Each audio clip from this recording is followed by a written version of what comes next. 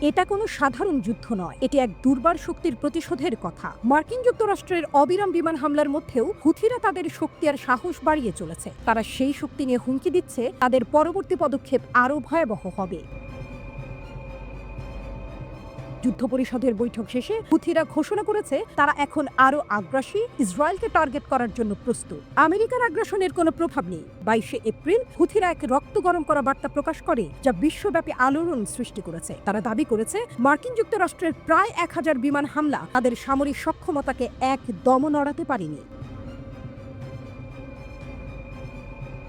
আমাদের দেশের বিরুদ্ধে শুরু হওয়া আমেরিকান আগ্রাসন, যার মধ্যে প্রায় 1000 বিমান হামলা ছিল, আমাদের সামরিক সক্ষমতাকে 1% প্রভাবিত করেনি, হুথিরা ঘোষণা করেছে।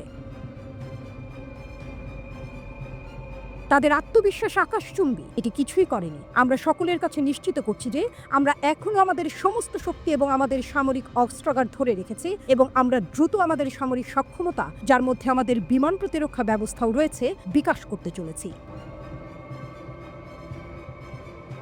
ইসরায়েলের জন্য কঠোর বার্তা। এতদিনের শত্রু ইসরায়েল এখন তাদের লক্ষ্য। যা আসছে তা ইহুদিবাদী সত্তার জন্য আরও কঠোর হবে, যা সবচেয়ে বেদনাদায়ক এবং শক্তিশালী আঘাত পাবে, হুথিরা সতর্ক করে দিয়েছে। এর অর্থ কি? এক ভয়াবহ প্রতিশোধের ইঙ্গিত। তারা জানিয়ে দিয়েছে যে কেউ তাদের দেশে আক্রমণ করবে তারা শিগগিরই পরাজিত হবে এবং তারা কিছুই অর্জন করতে পারবে না। মার্কিন যুক্তরাষ্ট্রের B-2 বোমারু বিমান, যা ডিয়েগো গার্সিয়া দ্বীপে মোতায়েন করা হয়েছে, তা হুথিদের নতুন শত্রু। এরই মধ্যে হুথিরা তাদের সামাজিক মিডিয়া অ্যাকাউন্টে একটি ছবি পোস্ট করেছে, যা স্পষ্টভাবে এই বিমানগুলোকে আক্রমণের জন্য চ্যালেঞ্জ করছে।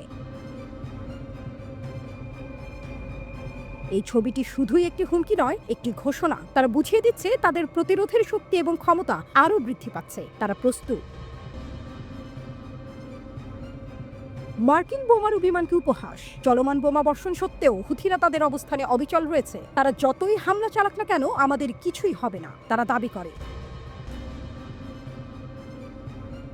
এটি ছিল এক অসীম সাহসিকতার চিহ্ন। মার্কিন বিমান হামলা সত্ত্বেও হুথিরা তাদের সেনাবাহিনী ও সামরিক শক্তি অক্ষত রেখে চলে। তাদের মানসিকতা পরিষ্কার, এই যুদ্ধের শেষ তারা হবে না, বরং তাদের শত্রুরাই পরাজিত হবে।